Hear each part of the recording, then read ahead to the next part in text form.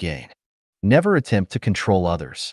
The intention to control others not only harms them, but also depletes yourself. Seek energy from the greatest creator. 传道篇知识，空间的奥秘.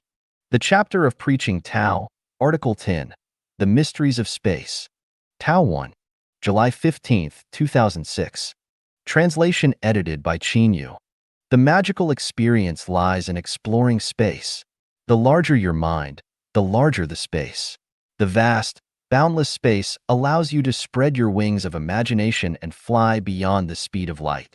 As long as you can perceive it, wherever your awareness reaches becomes your beautiful and beloved homeland. Where is matter? Understanding that the universe is empty is a piece of wisdom from the Buddha. The mystery lies in the principle that emptiness is not different from form, and form is not different from emptiness. To grasp this principle, we first need to examine where matter resides. The Milky Way is composed of matter, excluding other components. From Earth, the Milky Way appears as a cloud. To investigate the presence of matter, let's focus on the solar system. However, this is still problematic. Eventually, we must use a stone to illustrate the matter. A stone is clearly a material object, but to understand it, we need to dissect its cells because any material object is composed of its cells. Without cells, there is no matter. Undoubtedly, a stone is made up of molecules, which are composed of atoms. Atoms consist of nuclei and electrons. Nuclei are made up of protons and neutrons, and protons and neutrons are composed of quarks. Then come hadrons, mesons, baryons, leptons, bosons, photons, neutrinos, fermions, gluons, quanta, and so on. We can't determine what constitutes what anymore. However, we know that peeling away a material object layer by layer, like an onion, will eventually reveal its true nature. But what is the true nature of matter? Strings? Clouds? Spirits? Let me tell you, the true nature of matter is emptiness. If the core of matter is emptiness, then where is matter? A trillion protons lined up in a straight line are only 1 millimeter long. What is the cell of the cell of the cell? Emptiness. So, what is emptiness? Emptiness is matter. Space is the distance between matter, or it is the realm of matter. In other words, emptiness is form, matter, and form, matter, is emptiness. Emptiness is not different from form, and form is not different from emptiness. Form is emptiness, and emptiness is form. Where is matter? How big is space? Space is infinite. The number of digits after the decimal point of pi represents the vastness of space. Space has no boundaries. The size of space depends on the composition and distribution of matter. If you place two tables side by side, the space between them is small. If you move one of the tables to Mars, the space between them increases. If you move the table to a place billions of light years away, the space between them expands infinitely. So, how big is space? Attributes of space. If we explore space only with our vision or scientific instruments, there is no doubt that space appears singular and one-dimensional. This is insufficient to explain the true nature of space. When we enter a dream state, we find that the space in our dreams extends beyond the scope of our vision and scientific instruments. This indicates that space is not singular but dual. It is not one-sided but multifaceted. It is not singular but layered and multidimensional. Where is the space in our memory? Where is the space in our imagination? Since memory and imagination also involve space, space is not simple but complex. Space has 36 dimensions, but in terms of attributes, there are only two types of space, yin and yang, which also aligns with the principle of Tai Chi. Yin and yang space. The space detected by vision and scientific instruments is yang space, which belongs to the material space. The space of the mind and consciousness is yin space, which belongs to the non-material space. Yang space is composed of matter, such as molecules, atoms, protons, and neutrons. Yin space is composed of non-material, such as consciousness, spirit, mind, and divinity. The marvelous use of space. Yang space is an insurmountable chasm. The speed of light is the limit of yang space. The only place in the solar system suitable for human habitation is Earth. With our limited material lifespan, living on distant stars is impossible. Moreover, from a technical standpoint, we do not yet have suitable spacecraft to transport us to other habitable planets. Furthermore, even if we had such spacecraft, the average person wouldn't be able to afford a ticket. We can only gaze wistfully and remain obediently on Earth. I want to emphasize that even if we had a spacecraft and could afford the ticket, we would still die upon reaching another planet. After all that effort, we would still end up dead. How pointless. Good news is coming. We can live in space. In space, the speed of non-material movement is superluminal, even instantaneous. In the blink of an eye, we can reach non-material planets billions of light-years away. The 1,000-year world and the 10,000-year world are beautiful material worlds. Can we reach the 1,000-year world and the 10,000-year world? Yes, because yin and yang worlds can transform into each other. Consciousness determines existence. The mode of thinking determines the form and environment of life. As long as the frequency of life resonates with the corresponding life form and environment, we can undoubtedly reach it. See the 1,000-year world and 10,000-year world for details. Does the Elysium world, the Pure Land, really exist? Is there really a celestial islands continent in the Elysium world? We already know there is in space. If I ask, is there a dream world? Undoubtedly, you will answer, yes. The space of a computer is a virtual space. Before computers existed, we would never acknowledge a virtual computer space. Now with computers and networks, we have to admit there is a virtual computer network space. Now I ask, do you believe there is a Life Genuine in the computer network space? Those who have visited the Life Genuine website will unequivocally answer, yes. But what would those who have never visited the Life Genuine website answer? So, is there a celestial islands continent? You might say it is an illusion, but I ask, what is an illusion? What is reality? Emptiness is not different from form, and form is not different from emptiness. The illusory is real, and the real is illusory. If you are having a beautiful dream, would you prefer to wake up or continue dreaming beautifully for a lifetime? Would you rather have a 10,000-year beautiful dream or wake up and endure decades of anxiety and sorrow in the human world? Would you rather spend half a year enjoying all the beautiful scenery on Earth in the virtual world of computers, or work hard for a lifetime to physically visit each place? What difference does it make to your thinking and consciousness whether you see something in the computer network or in reality? Do you still doubt the existence of the celestial islands continent? Haven't seen it, right? Don't believe it, right? You believe in the existence of the celestial islands continent, but don't know how to get there, right? Don't worry, I have a way to make you understand, and a way to get you to the celestial islands continent. Once you understand the 8 great mysteries of life, you will be enlightened and fully comprehended. The way of the celestials is joyful, and the great void is their home.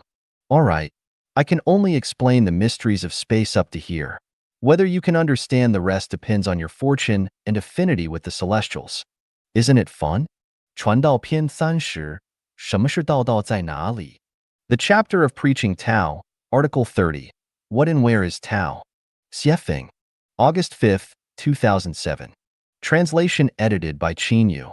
In the first chapter of the Gospel of John, it is described, in the beginning was the Word, and the Word was with God, and the Word was a God. This one was in the beginning with God. All things came into existence through him, and apart from him, not even one thing came into existence. Many Chinese translations render it as, in the beginning was the Tao, and the Tao was with God, and the Tao was God. This Tao was in the beginning with God. All things were made through him, and of all things that were created, none were made without him. From this we learn. At the beginning of the universe, the Tao already existed. In other words, before the universe was formed, the Tao was already there. The Tao was with God, the Tao was God, and God represents the Tao. All things were created by God, and it was through the Tao that they were created. Without the Tao, God could not create all things. Laozi expounds on the Tao in the Tao Te Ching. The Tao that can be told is not the eternal Tao. The name that can be named is not the eternal name. The nameless is the beginning of heaven and earth. The named is the mother of all things. The Tao is empty, yet its use is inexhaustible. It is deep, like the source of all things. It blunts sharpness, untangles knots, softens the glare, and merges with the dust. It is serene and elusive. I do not know whose child it is. It seems to have existed before the Lord. The Tao is elusive and intangible. Oh, it is intangible and elusive, and yet within his image. Oh, it is elusive and intangible, and yet within his form. Oh, it is dim and dark, and yet within his essence. This essence is very real, and therein lies faith. From ancient times to the present, its name has never been forgotten. It stands as a witness to the beginning of all things. From Laozi's exposition, we understand. The connotation and extension of the Tao are difficult to describe. The Tao is empty, yet the beginning of all things comes from the Tao. The Tao is the mother of all things and the origin of all things. Therefore, the Tao contains everything and is real. The Tao is empty, yet its function is infinite and unfathomable. It hides its light under a bushel yet is capable of resolving all disturbances. It is both brilliant and ordinary, like dust, formless and shapeless, seemingly existing and non-existing. The Tao existed before the birth of God. The Tao is elusive, giving a sense of vagueness. What is vagueness? The form of the formless, the image of the imageless. This is vagueness. Approach it and you do not see its beginning. Follow it and you do not see its end. What is this understanding and feeling?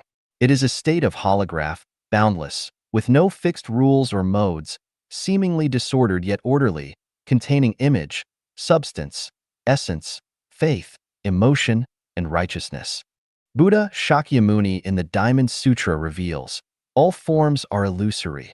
If you see all forms as non-forms, you see the Tathagata.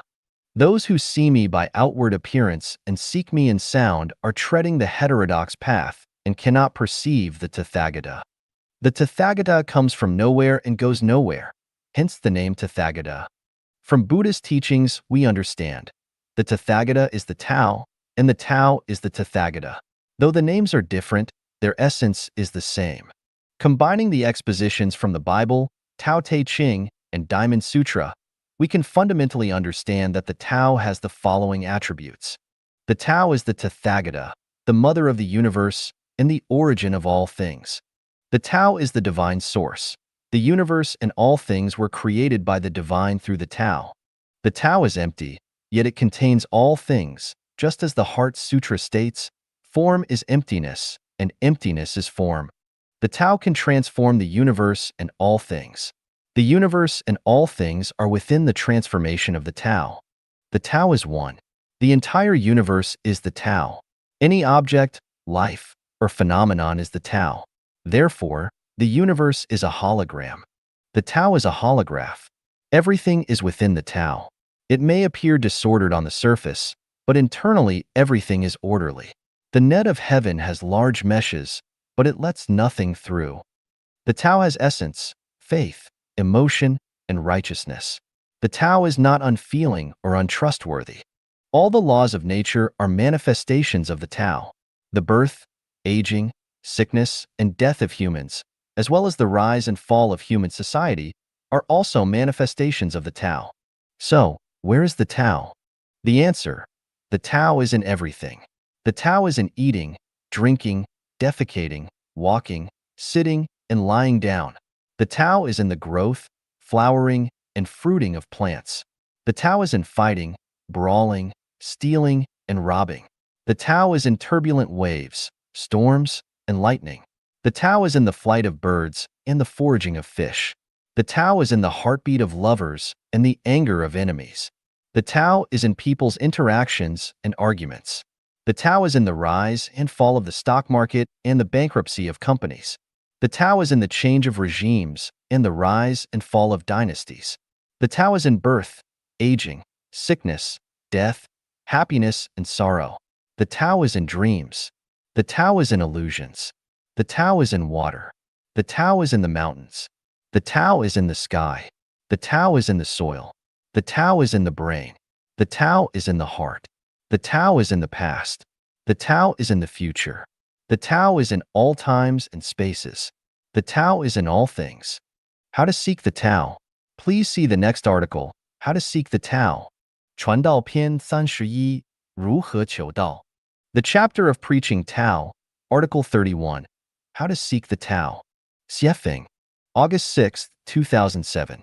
Translation edited by Qin Yu. Having understood what Tao is and where it resides, the next question is how to seek the Tao.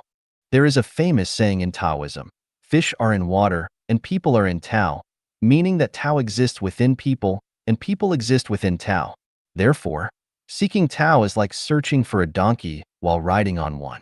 The problem lies in the fact that we are unaware that we are already on the donkey, or even inside the donkey's belly. So, what should we do? Finding your own coordinate system and coordinate point. From the perspective of space and time, the entire universe is a large coordinate system. This coordinate system has 24 quadrants, and every life form resides in one of these quadrants, each with its own coordinate point. For example, ants are in the insect quadrant, wolves are in the wild animal quadrant, cows are in the livestock quadrant, and humans are in the human world quadrant. As humans, there are 8 types: perfected persons, ultimate persons, celestial beings, saints, sages, mortals, worldly people, and ignorant people. Since perfected persons, ultimate persons, and saints have already entered the ranks of celestial beings, we usually divide humans into 5 categories: celestial beings, sages, mortals, worldly people, and ignorant people. These categories represent the coordinate points for humans. Seeking the Tao, or looking for a donkey while riding on one, the first task is to determine your coordinate system and coordinate point. It's similar to trying to find a place in a big city. First, you need to know your own location. How to determine your location? Relying solely on your own feelings or understanding will never accurately determine your position. The only effective way is to first find a reference system and reference objects. For example, by using wild animals as a reference system, we can compare and realize that we do not belong to the wild animal category. By using a horse as a reference object, we find that we are not in the livestock category either. So, who am I? Where am I? This leads to a series of questions. We must ask questions such as, why is my middle finger longer than the other 4 fingers? Why are my eyes not on the back of my head? Why do I have only 2 legs? These questions will lead us to ask ourselves, where did I come from, and where am I going? Once we solve this problem, we then need to understand the meaning of space. For instance, we might think, dreams and reality are 2 different spaces, so how many different spaces are there in the universe? We call our place the human world. Are there heavenly realms in the netherworld? If so, where is the heavenly realm? How many worlds does the heavenly realm have? Where is the netherworld? How many layers of space does the netherworld have? Solving these problems is like obtaining a map of the universe's administrative divisions, which helps us understand our position. At this point, the question arises, why did I come to the human world? What am I here to do? Have I completed my tasks in the human world? What tasks are left? And we need to ask, where is my next destination? How do I get there? This inquiry leads to the question of time. What is time? What are its attributes? How do we utilize time? Understanding the concept of time is like boarding a vehicle for travel, such as a spaceship, to proceed towards our destination. Then the question arises, how far is the destination? Does the spaceship have enough fuel? Do I have enough food? What risks will I encounter on the way? Will I get lost halfway since I've never been there before? Should I find a guide? Will I need any documents like a passport or visa at the border? After solving these questions, we need to prepare for the journey. How do you know how far along you are in your travel preparations? To what extent have you prepared? At this point, we need to find reference objects for comparison. How do you find reference objects? By understanding where we come from, we learn that throughout human history and in the present, there have been some extraordinary people who came with a mission, such as Jesus Christ, Buddha Shakyamuni, Laozi, Prophet Muhammad, the spiritual Seth, and others. They left us with information. By listening to their teachings, we find that people are fundamentally different. Truly, like attracts like, people form groups. Some people are perfected people, some are ultimate persons, some are saints, followed by sages, mortals, worldly people, and ignorant people. By comparing ourselves with the coordinate system of space and time, we can understand where celestial beings go, where sages go, and where mortals, worldly people, and ignorant people inevitably go. Knowing this, we can discern which category we belong to. Once we know which coordinate quadrant and category we belong to, our position becomes clear. The remaining task is how to quickly reach the standard. The process of exploration and effort described above is the process of seeking the Tao. This is what it means to seek the Tao. 传道篇32, 成道者是这样的. The chapter of preaching Tao, Article 32, What a Tao Achiever is Like. Xiefeng, October 30th, 2007. Translation edited by Qin Yu.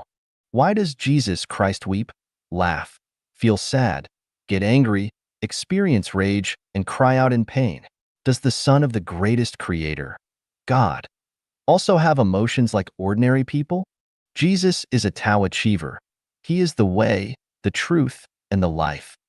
Now, I will explain the mystery of a Tao achiever. Tao is a spiritual, impartial, and highly sensitive, universal precision scientific reaction instrument.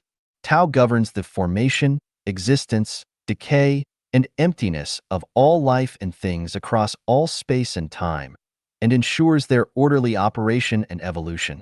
Every Tao achiever must possess the attributes of Tao. Water flows downward, and clouds float in the sky. These are manifestations of Tao nature. The nature of water and clouds conforms to Tao nature, making water and clouds Tao achievers. The intrinsic nature of all things is Tao nature, and the instincts of living beings are the attributes of Tao.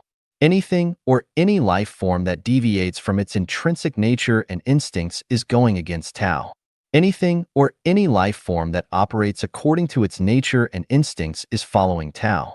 A person who lives according to their nature and instincts and consistently displays their nature and instincts is a Tao achiever. If a person can openly display their emotions and desires, crying, laughing, getting angry, feeling frustrated, eating, drinking, resting, experiencing joy, and curiosity, then that person is a Tao achiever. If someone fails to cry when they should, does not laugh when they should, does not get angry when they should, or does not express gratitude when they should, that person is going against Tao. Life Genuine consistently encourages people to act according to their nature, which means becoming a Tao achiever. A computer network is a clear example of Tao. When we search for human, the network displays information about humans. When we search for maple leaf, information about maple leaves appears. The network responds with the information based on the input. This is the attribute of Tao. If we input human and get dog in return, or input maple leaf and get stone, then the network is going against Tao and is unusable. When driving, if pressing the brake does not stop the car but accelerates it, or if driving forward makes the car go backward, such a car lacks Tao nature and is going against Tao. Tao requires that we input certain information and receive corresponding results.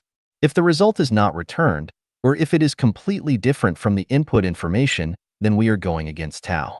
A bell should make a sound when struck. If it does not make a sound, it is not a bell. A television must display an image and sound after being turned on and having a channel selected. If it does not display an image or sound, it is not a television. A seed planted in moist soil must sprout. If it does not sprout, it is not a seed. Similarly, a Tao achiever must respond to stimuli from their environment promptly. If they are indifferent or numb, they are not Tao achievers. If their response is the opposite, they are a Tao adversary. If someone says, "I love you," and you have no reaction, you are not a Tao achiever.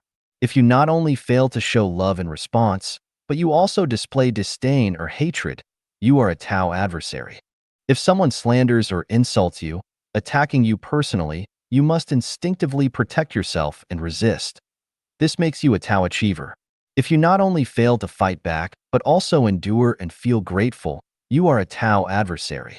A Tao achiever is like a mirror, reflecting the object truthfully.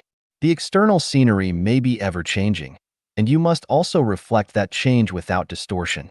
If the scenery is crying, you must also cry. If the scenery is angry, you must be angry too. If the scenery is flowers, reflect flowers. If it is a snail, reflect a snail. If the scenery is joyful, but you reflect sadness, you are not a Tao achiever.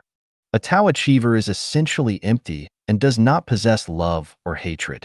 The love and hatred exhibited by a Tao achiever are completely reflections of the love and hatred of the scenery. To those who love, one should respond with love. To those who hate, one should respond with hatred. This nature is immovable, but the reflected scenery can be constantly changing. For example, if someone hates you one moment, you must hate them in return. If that person starts loving you the next moment, you must love them as well. If the object engages in deceit, you must also engage in deceit. If the object plays tricks on you, you must also play tricks on them. Whatever the object brings, you must match it. If the object's thoughts are chaotic, yours must also be chaotic. If the object's thoughts are clear, yours must be clear too. If the object is divine, you must also be divine. If the object is a scoundrel, you must also be a scoundrel. This is how you become a Tao achiever. This means that a Tao achiever must be ethereal, without personal opinions or biases. They cannot judge based on their own wisdom and cannot be suspicious. If someone says they love you and you think, "Is this person deceiving me or has some ulterior motive? Is there a trap?" Then you are not a Tao achiever. People often adhere to the belief, how should one handle being slandered, deceived, insulted, laughed at, belittled, demeaned, or cheated? Answer: tolerate it, yield to it, avoid it, let it be, endure it, respect it, and ignore it. Look at it in a few years. This outlook on life is contrary to the Tao. It is not the attribute of a Tao achiever, but rather a cunning application of one's own intellect. Because you did not faithfully reflect the characteristics of the object, but instead distorted and inverted them, such as respecting a deceitful person, the object believes their deceitful behavior is correct and will continue to deceive even more. This ultimately harms not only others, but also the deceiver themselves. In a few years, the deceiver will inevitably face misfortune, but the cause of this result is that you did not faithfully reflect the object. By showing respect, you facilitated their deceitful actions, reinforcing their bad traits. You indulged and pampered them. Therefore, the fault lies not with the deceiver but with you, the one who goes against the Tao. Failing to reflect the facts accurately is a detritus of Chinese culture. This is cleverness, not great wisdom. It is a self-serving value system. Being wise for self-preservation and failing to be realistic. Forcing a smile when you should cry, showing sadness when you should be joyful, pretending to dislike something you actually like, and showing affection when you really don't care, are all going against Tao. A Tao achiever is not like this. Those with deep, hidden motives are not Tao achievers. A Tao achiever is like an innocent child, displaying all emotions clearly on their face. They have no vanity, do not pretend, and lack moral judgments. They do not use their personal likes and dislikes to judge right and wrong, nor do they conform to societal standards. This is why Laozi emphasizes that a Tao achiever must return to the state of a baby, as Jesus said, to become like a child. The Buddhist concepts of precepts, concentration, and wisdom are contrary to the attributes of Tao. Precepts itself is a form of attachment and premeditation, distorting one's intrinsic nature. For example, if it is going to rain, trying to prohibit the rain is to distort the true nature of things. If one is very fond of something but represses their true nature, they distance themselves from Tao. In this situation, concentration becomes mere pretense, turning vibrant life into a lifeless corpse. The resulting wisdom is merely strategy and the strongest desires. Buddha Shakyamuni eventually recognized this problem, which is why he said he did not speak a word. And if someone says that the Tathagata expounds the Dharma, he slanders the Buddha. The Buddha is an enlightened one, not one who adheres to precepts, concentration, and wisdom. Buddhism has taken a very long detour, ultimately returning to the starting point. All Dharma becomes a raft to cross the river. Therefore, a Tao achiever must discard all Buddhist Dharma. If you still adhere to Buddhist teachings, you are not a Tao achiever who has crossed the river. There are two types of Tao achievers. One is a child who has not been tainted by worldly morals and values. and the other is someone whose wisdom is so profound that they have no trace of wisdom. Interacting with a child is interacting with Tao. To learn Tao, one must learn from nature, mirrors, and children, not from wise people. The beginning of this text mentions that a Tao achiever displays their intrinsic nature and instincts, which might lead to misunderstandings and excuses for wrongdoings. For instance, if someone rapes a woman and then shamelessly claims, "I was showing my intrinsic nature and instinct," or if someone oppresses the virtuous and then shamelessly says, "I was showing my intrinsic nature and instinct," this is not true intrinsic nature and instinct, but rather a sign of a distorted and damaged life structure. Observe the animal world. For example, in a flock of sheep, a ram, no matter how excited, will never assault an ewe that is not in heat. A Tao achiever will never impose their will on others. The mind reveals itself in response to events, and without stimuli, they will not create disturbances. A Tao achiever has no eternal enemies or friends, no eternal love or hatred, no fixed laws or forms. They must be ethereal, holographic, immovable yet ever-changing. What they reflect is not themselves but the myriad phenomena and objects. To see one's true material form, one should look in a mirror. To see one's true non-material form, one should understand the information reflected back by the Tao achiever. In short, to achieve Tao, one must forget oneself and faithfully reflect the truth. A person who has no self but faithfully reflects the truth is a Tao achiever. 传道篇33不要祈祷奇迹的发生 The chapter of preaching Tao, Article 33. Do not pray for miracles. Xiefeng. October 30th, 2007. Translation edited by Qin Yu. I understand the hearts of all people. As long as they are human, they more or less hope for miracles to happen. When we are in difficult situations, we hope for miracles to get us out of trouble. When we are in extreme pain, tormented by countless worries, we hope for miracles to quickly relieve our suffering. We fervently wish for pies to fall from the sky, for extraordinary abilities to command the wind and rain, to become famous overnight, to get rich overnight, and to be admired by everyone overnight. Such thoughts and hopes are normal. However, as Tao practitioners, we must be down to earth, advancing step by step towards perfection, transcendence, and the ideal shore. Even if we have absolute faith in the greatest creator will not fulfill our every wish. Our hopes cannot become reality immediately. The hardships we must endure, the suffering we must bear, the paths we must walk, and the tasks we must complete are all part of the program. We have not yet transcended the program or escaped the realms of heaven and earth. We must believe that when the water comes, the channel will be formed. When the melon is ripe, it will fall off the stem. Just as water will naturally boil if heated long enough, and persistence will eventually saw through wood or wear away stone, we must not rush things. We must not be impatient for results or expect our beautiful ideals to materialize overnight. Miracles do happen often, but we should not pray for them. Just as a chick hatches from an egg after 21 days of incubation, wishing to hatch a chick in a few days disrupts the program and goes against the Tao. It is unrealistic to expect to possess supernatural powers or extraordinary abilities after only a few days of practice.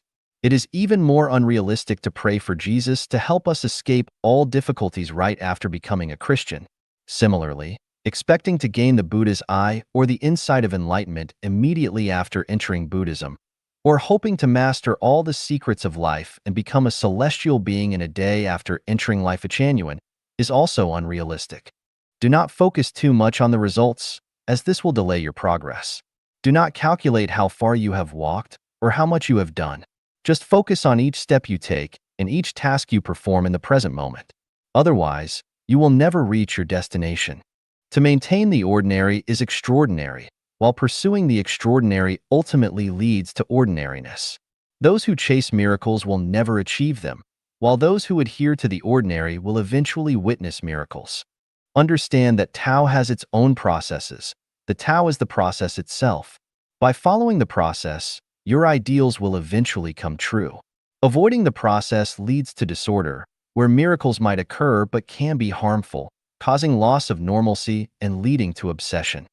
3 feet of ice do not form in a single day. The water dripping through stone is not a result of one day's effort. You must eat the first 8 steamed buns. Otherwise, even if I present diamonds to you and pour secrets into your ears, you will not understand or know how to apply them. Both sides in a war pray devoutly for divine support to defeat the other side. What can God do? Everyone prays for God to grant them success and prosperity. What can the greatest creator do? The greatest creator will not favor any side. The sun shines on both good and bad people. The outcome must be determined by the process. Whoever follows the process will be the ultimate winner. Thus, praying for miracles is harmful. Miracles should occur naturally, without us trying to force them. Do not try to force growth or seek immediate results. Hastening the process can slow progress. Constantly craving delicacies can be detrimental to health. There is no result without a process. Skipping the process deprives you of the enjoyment of the journey. Being born today and ending up in a coffin tomorrow is not a good thing. The process of cultivating Tao is like the growth of a tree. Watching its growth all the time makes it hard to see the progress. Only after some time can you see how much it has grown. The transition from human to celestial being is not instant. Replacing human consciousness with celestial consciousness and transforming human life structure into that of a celestial being requires time. Many people fall along the path to enlightenment because they are too eager for miracles. Do not pray for miracles to happen. If a miracle does occur because of such a prayer, we will forever disregard the process and procedures, relying on luck, which can lead to obsession and madness. If a miracle does not occur, we will lose faith, blame heaven, collapse in belief, and face psychological and spiritual turmoil. However, there are exceptions to every rule. When we are in extreme danger and peril, we should maintain readiness for a long time to act at the crucial moment and pray for miracles. Conventional methods should be used in normal circumstances, and unconventional methods should be used in exceptional situations. This is the common and wonderful use of Tao. 传道篇34离用体无可得. The chapter of preaching Tao, Article 34. The substance cannot be attained without function. Xiefeng, March 9, 2008. Translation edited by Qin Yu. Without function, the substance cannot be attained. This is a profound universal mystery revealed to us by Yang Saint of Life Changyuan. The meaning of this mystery is that the substance of Tao is demonstrated through its function. To understand the substance, one must focus on its function. Without focusing on function, the substance cannot be comprehended. To put it simply, the value of spinach lies in its use as food. To obtain spinach, you must eat it. Only by eating it can you obtain spinach. If you do not eat it, you will never attain it. On a deeper level, pursuing the Tao, cultivating the Tao, perceiving the Tao, attaining the Tao, and upholding the Tao must all be realized through function. If one does not realize it through function, one will never attain the Tao. The value of things lies in their function. The function and value of the Tao are entirely embodied through its use. The greater and more numerous the uses, the greater the value. The value of the sun is demonstrated through providing light and heat. The value of wheat is demonstrated through supplying food and nutrition. The value of national leaders, such as presidents and premiers, is demonstrated through their governance. All objects in the universe demonstrate their value through their functions. For humans, the greater and more numerous the uses, the higher the value and the richer the essence. This is what allows things to endure. We say Jesus and the Buddha are those who have attained the Tao because their function is extensive and significant. If they had no function, they would be worthless and would not be considered to have attained the Tao. All practitioners, all those who wish to attain celestial being or Buddhahood, and all those who aspire to go to heaven must first consider their own function. In other words, we must be useful because the value of things lies in their function. If we are of no use, we will never attain the Tao, never become celestial beings or Buddhas, and will not be able to reach heaven. Consider your own trash can or look at a street corner trash can. You will find that many things become trash because they are of no use. Anything that is useless becomes trash and will eventually end up in a landfill. Humans are no different. Only those with greater and more significant uses can become celestial beings or Buddhas and be welcomed into heaven. A person who is of no use will inevitably be sent to the trash heap, hell. Thus, in our practice, we should expand our function. The more useful we are, the better our practice. So, how do we expand our function? The more people who need us and the more lives that rely on us, the more we are expanding our function. The greater the function, the higher the achievement. Who has the greatest function in the universe? Of course, it is the greatest creator. Why is the greatest creator called the greatest creator? Because the greatest creator's function is the greatest. Why do we revere the greatest creator? Because of the greatest creator's great function. Why do we venerate the Buddha? Because of the Buddha's great function. Why do we respect national leaders and presidents? Because of their great function. If a person spends their entire life only thinking of themselves, what function do they have? They have little function. A person who only considers their own interests and does not contribute to others, society, or nature will never become a celestial being or a Buddha and will never reach heaven.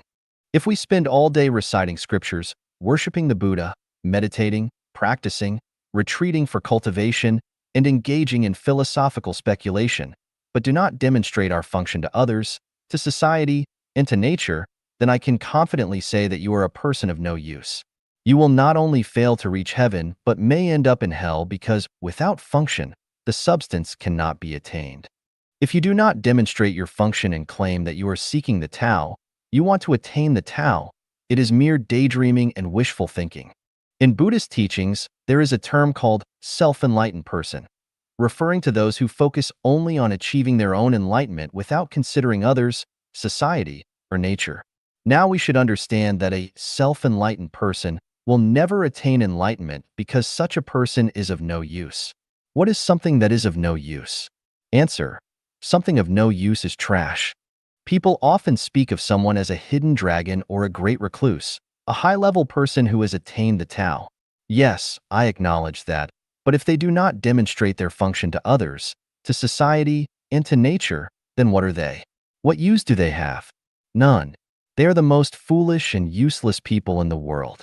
Due to the constraints of traditional family life, many people's functions are limited to their family members. If a person's function is only within their own family, how much function do they have? Not much. Therefore, they are unrelated to celestial beings, Buddhas, or heaven. Similarly, if a person's function is limited to their own political party, country, religion, or group, their function is not maximized, making it difficult for them to become a celestial being or a Buddha or to reach heaven.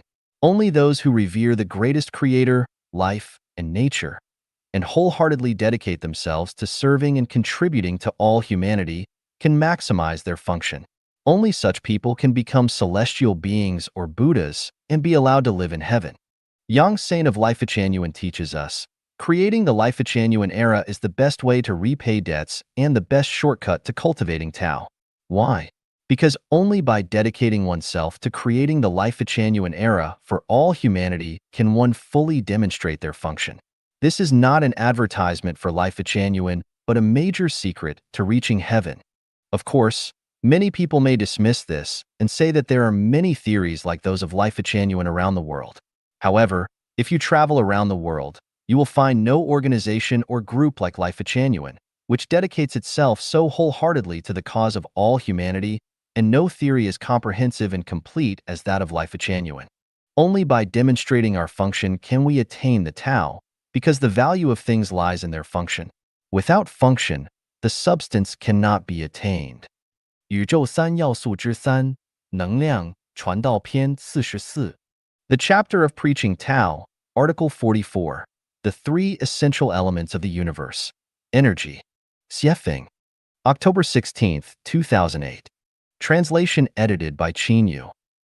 Consciousness, structure, and energy are the three essential elements that make up the universe, and they are also the master keys to unlocking all the mysteries of the universe.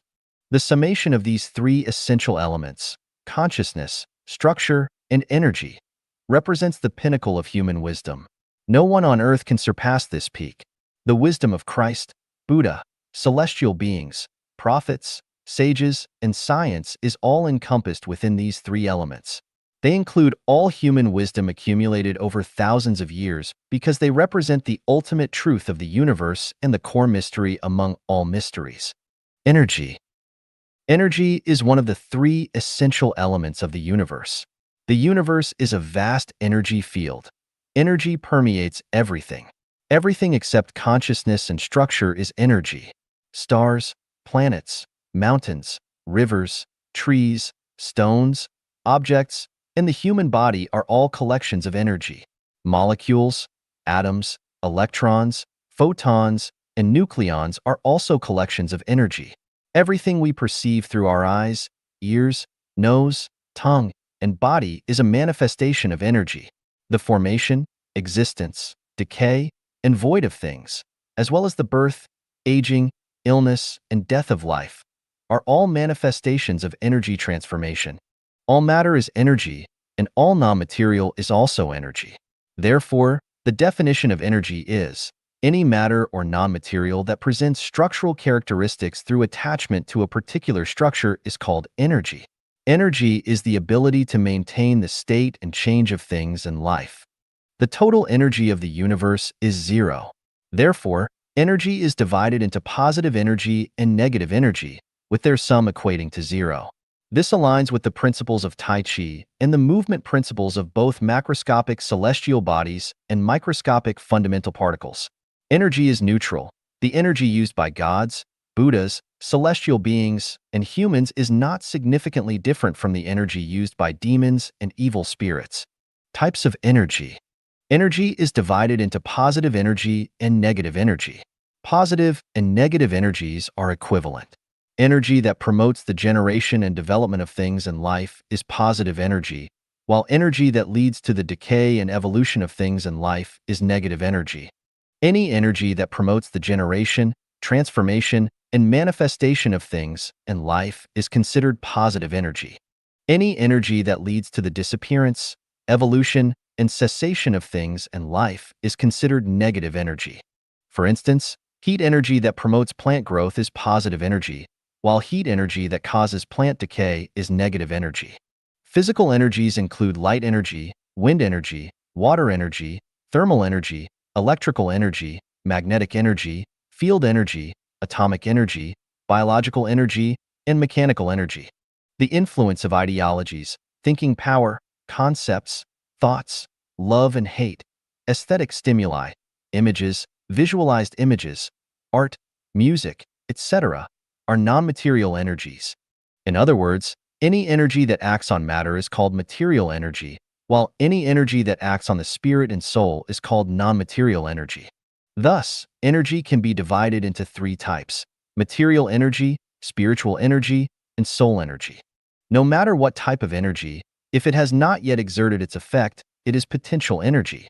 Once it starts to exert its effect, it becomes kinetic energy. For example, money in the bank is potential energy, while money withdrawn and used to purchase goods becomes kinetic energy. Power is also a form of energy. Traditional scientific research on energy mainly focuses on the physical realm, exploring and explaining material energy. As Life-Chanyan, we need to understand not only the effect of material energy on life and life, but also the significant effect of non-material energy. Traditional science measures energy as the product of force and distance. Traditional science defines energy as the factor that causes a material system to transition from one state to another. From a physical perspective, traditional science's explanation is correct, but from a life perspective, traditional science's explanation is incomplete. It can be said that traditional science's explanation of energy is a narrow energy theory, whereas Life-Chanyan's interpretation belongs to a broad energy theory. Conservation and non-conservation of energy. In high school physics, we learned the law of conservation of matter, which extends to the law of conservation of energy. All matter is energy. On a macroscopic level, energy is conserved. It neither increases nor decreases, but only transforms from one form to another. The total energy of the universe remains unchanged, maintaining a zero state. However, on a microscopic level, energy is not conserved. In certain regions or locales, there may be a rapid increase or decrease in energy without a corresponding decrease or increase. For example, The total amount of currency issued by a country corresponds to its economic capacity reflected through commodity prices. However, on an individual level, some people may accumulate large amounts of money and exhibit significant economic energy, while others may struggle to accumulate money and thus exhibit weaker economic energy. Similarly, the economic energy gap between individuals performing the same amount of labor can be substantial. The energy output is not always proportional to the input. The poor may continue to be poor, while the rich may continue to be rich. Numerous examples of failed efforts show that energy conservation applies only on a macro level, not on a micro level, and is suitable for the general population rather than individuals. Transformation of energy. Energy can be transformed. Only through transformation can energy exert kinetic effect.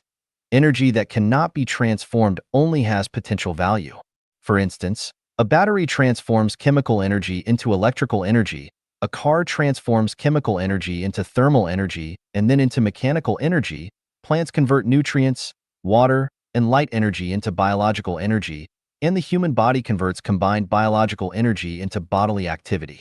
An atomic bomb transforms nuclear energy through fission into light and thermal energy. Hitler converted people's mental energy into military energy. The ability to effectively transform energy reflects a person's wisdom and talent. The transformation of material energy requires time. Growing crops takes 2 to 3 seasons to convert nitrogen, phosphorus, and potassium fertilizers and photosynthesis into biological energy. Working takes a day, a week, or a month to convert labor into wages. An artist takes time to convert their work into art and then extract the necessary energy from it. The transformation of spiritual energy may not require much time. A compliment can immediately enhance someone's mood and spirit, while reading scriptures takes a long time to turn the wisdom in them into one's own spiritual energy. Function and value of energy. The greater the energy, the stronger the vitality of life, and the better the ability to withstand disasters and hardships. Without sufficient energy, life will weaken and die.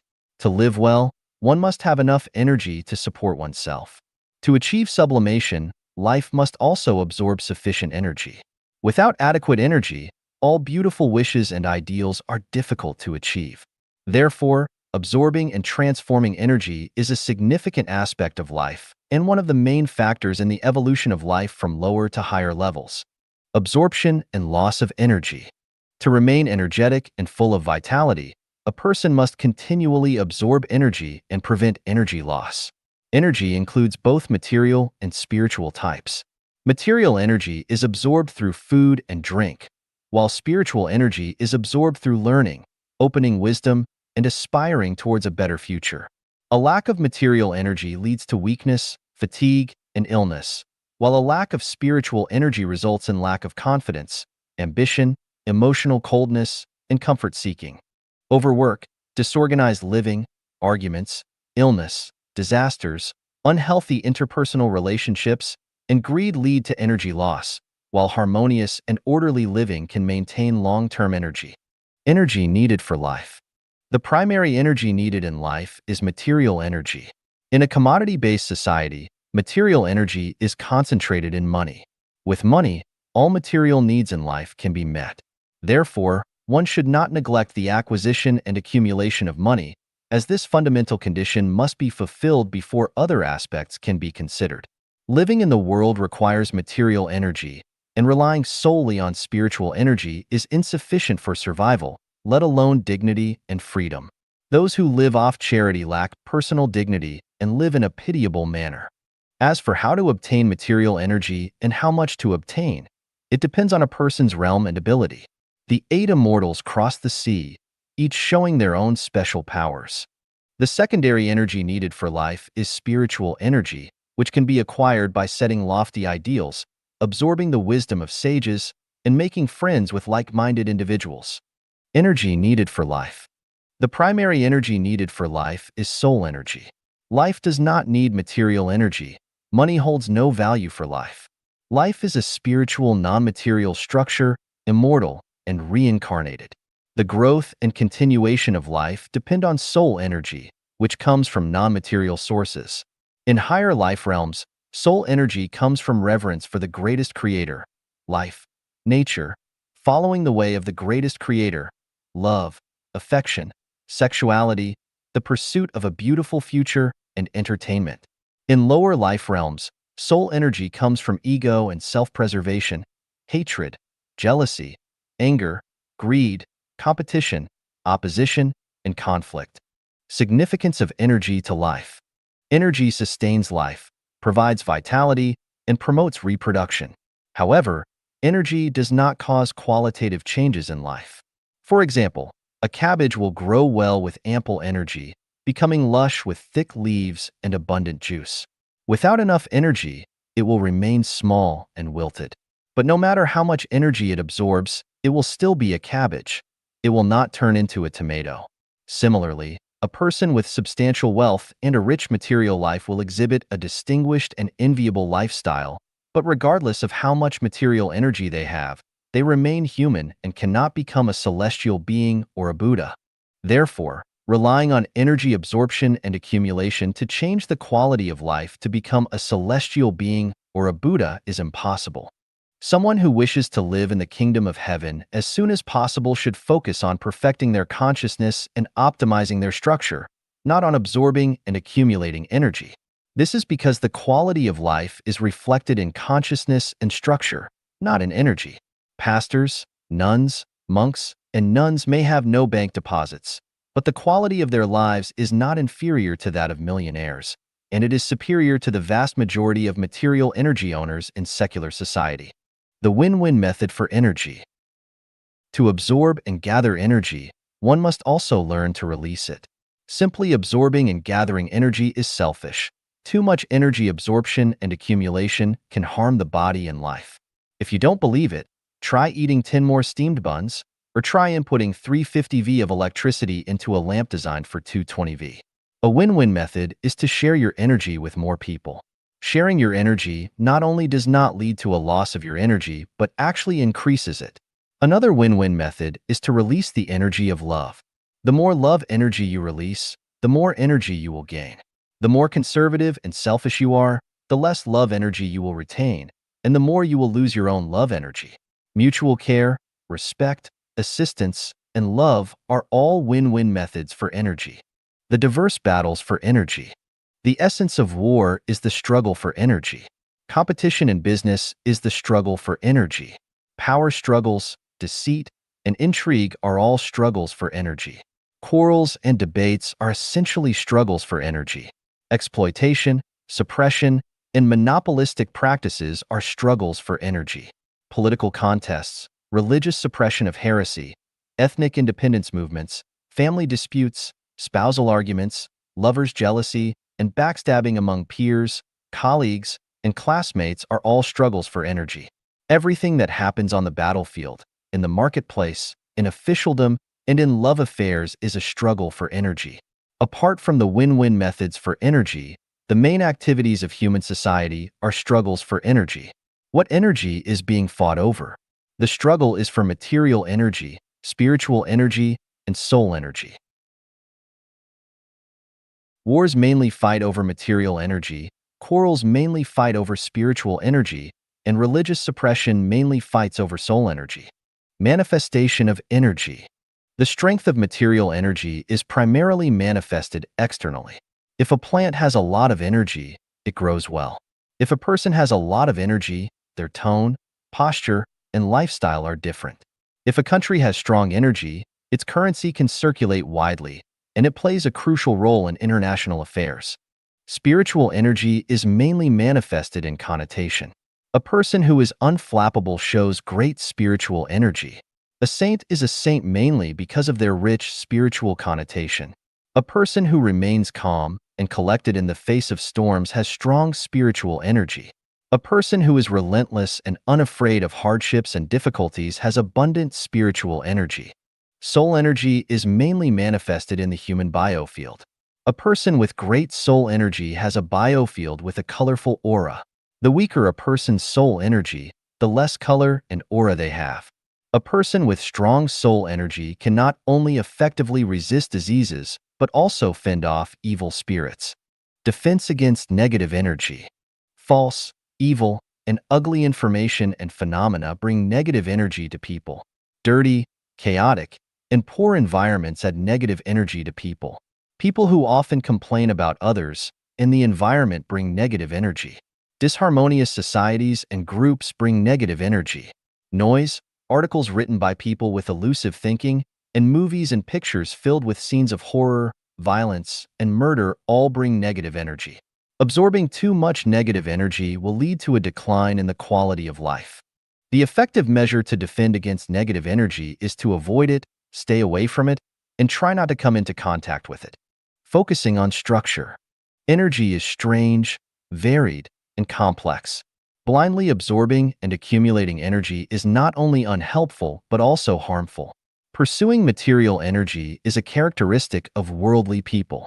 Blindly pursuing spiritual energy without distinguishing between good and bad will turn people into monsters.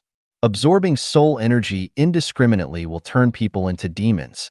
When we cannot distinguish between positive and negative energy and do not know how much energy we need, the best approach is to work on the structure of life's non-material. The type of non-material structure determines the energy absorbed. It is automatic and operates according to the life program. Just like different types of apples, oranges, grapes, wheat, corn, soybeans, watermelons, cucumbers, and muskmelons grow on the same land, the structure determines the type and amount of energy absorbed. If our life structure is that of a herbivore, we will eat grass and leaves and absorb the corresponding energy. If our life structure is that of a human, we will absorb the energy needed by humans. If our life structure is that of a celestial being, we will automatically absorb the energy corresponding to celestial beings and automatically shield against the negative energy that celestial beings do not need. The essence of sun and moon, the spirit of heaven and earth. The essence of the sun and moon, the spirit of heaven and earth, are refined energies, inexhaustible and endless. Poor mountains and bad waters produce troublesome people. Green mountains and clear waters produce talented individuals, is due to the different spirit absorbed from heaven and earth. Living for a long time in a sunny, gentle breeze, with clear mountains and waters, and beautiful scenery naturally absorbs more of the essence of the sun and moon, and the spirit of heaven and earth, making people calm, intelligent, graceful, spiritually noble, pure, and delicate. Consciousness can create the environment. If we are unfortunately born or live in an unattractive environment, do not lose heart or complain. We can create a beautiful environment filled with the essence of the sun and moon and the spirit of heaven and earth in our consciousness. By creating and entering into the absolute beauty of nature through imagery and meditation, absorbing the essence of the sun and moon and the spirit of heaven and earth, the best way is to repeatedly read A Glimpse of the Thousand-Year World, A Glimpse of the 10,000-Year World, and A Glimpse of the Celestial Islands continent of the Elysium world. Over time, we will become male and female celestials filled with spirituality, radiating spiritual energy, handsome and charming, lively and agile. Regarding energy, the above is a rough explanation. More knowledge needs to be learned and mastered by everyone, and more mysteries need to be pondered and understood by everyone. 心与相向辩证法传道篇45. The chapter of preaching Tao, Article 45, Dialectics of Mind and Form, Phenomenon. Xiefeng, November 10, 2008. Translation edited by Qin Yu. Humans are originally without mind. The mind arises from form. Form is phenomenon, and all phenomena give rise to the mind. Without form, there is no mind. Without the form of a computer, there is no computer mind. Without the form of parents, there is no parental mind. Without the form of the world, there is no world mind. Whatever appears before the eyes should give rise to the mind. When there are no forms in sight, there is no corresponding mind. If the five senses, sight, hearing, smell, taste, and touch, perceive no form, there is no mind for them. Myriad forms give rise to myriad minds. As forms change, the mind follows. If forms do not change, the mind remains serene. But when forms change frequently, the mind becomes chaotic. A chaotic mind is unsettled, and the spirit cannot reside within, making one like a wandering soul, lost and lamenting. When the mind follows the changes in form, one falls into the mundane world. Constantly chasing after forms makes one a worldly person. If the mind is attached to forms, smells, tastes, touches, and dermas, it is difficult to transcend the mundane world. When the mind follows the changes in forms, it becomes restless, like having a thief nearby. If one's wisdom does not transcend forms, they remain an ordinary person. If the mind does not change with forms, one is a sage. Let forms change, while the heart remains steadfast with the Tao. Flowers bloom and fall, clouds roll and disperse,